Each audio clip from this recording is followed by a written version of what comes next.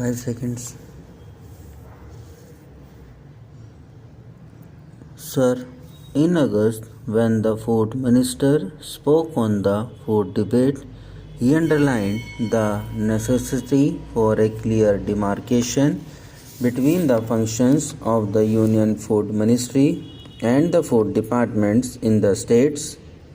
He said that he would confine as far as possible to the functions of the Union Food Ministry to discharge the responsibilities laid upon the ministry by the Constitution. Now, as far as I could read the Constitution, one of the most important responsibilities of the Union Food Ministry is that it should see that the price of food grains does not fluctuate violently from time to time and from place to place. I was to also to see that within the resources available and within the food stocks available, the prices are stabilized as far as possible. In this particular function, the Union Food Ministry has so far not been successful. Prices are fluctuating for no apparent reason from time to time and from place to place, and prices fluctuate in the deficit areas as well as in the surplus areas. Prices fluctuate during a period when we have a bumper crop as well as during a period when there is a deficit in introduction. So, we have not been able to evolve any formula or machinery whereby it would be possible to control prices. We are told, sir, that last year we had a bumper crop, but in spite of the bumper crop, what do we find? In spite of a bumper crop, prices continue to fluctuate, and it is a matter for concern. Since 1981, prices have a tendency, I am talking about food prices, to harden at higher and higher levels. During scarcity periods, price rise, come down a bit, shoot up again still further, and then stabilize at a higher level, and in that way from year to year the stabilized price is something higher than that of the previous year. This being the situation, it requires some consideration as to how we are going to meet that situation. I was trying very hard to hear what the food minister had to say, but I did not find a single suggestion in the entire speech about the manner in which the food ministry intended to tackle this problem. We have been told that the wholesale trading in food grains by the state was a means to an end. Sir, the food minister the other day rightly pointed out that ultimately it is the production which is the key to the solution of the food problem. He also pointed out that mere exhortation of farmers to produce more is not going to have any effect, and that we will have to give them economic incentives in order that it may be possible and advantageous for them to produce more. As far as economic incentives are concerned, he said that he was thinking of establishing a statutory committee to go into the question of food prices.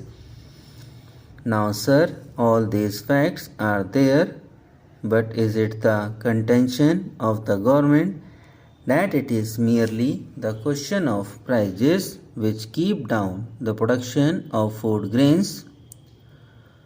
Or is it that there are other remedial measures which should be taken in order that it may be possible for the farmer to produce more?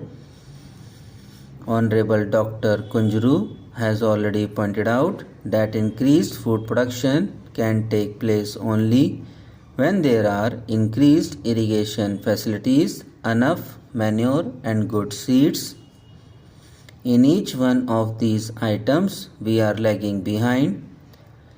Even the little irrigation facilities that are available are not being fully utilized for one reason or another. Argument goes on, but the fact remains that water meant for irrigation is not being utilized. It is impounded for no purpose whatsoever. What are you going to do? Are you going to continuously argue about what is right and what is wrong? Or are you going to take some positive steps to see that all the irrigation facilities that are available are fully utilized and more facilities are created? The same is the case with reference to manure. We have been told that there is not enough manure and that the food ministry is arguing with the finance ministry for more foreign exchange to be made available so that more manure could be produced and so on. Again arguments go on, papers move from ministry to ministry, but as far as the question of demand and supply of manure is concerned, I have got figures with me which show that not even 50% of the demand for manure is supplied today. What are you going to do about that? These are problems as far as production is concerned, but to my mind, the still more important problem is the problem of organization in the rural areas. As long as these fragmented holdings remain, it will not be possible for the farmers to take the advantage of the facilities. The system of service cooperatives is the sheet anchor of the Congress policy. As far as economic incentives are concerned, he said that he was thinking of establishing a statutory committee to go into the question of food prices. Now, sir, all these facts are there, but it is the contention of the government that it is merely the question of prices which keep down the production of food grains. Subscribe now and press the bell icon. Never miss an update.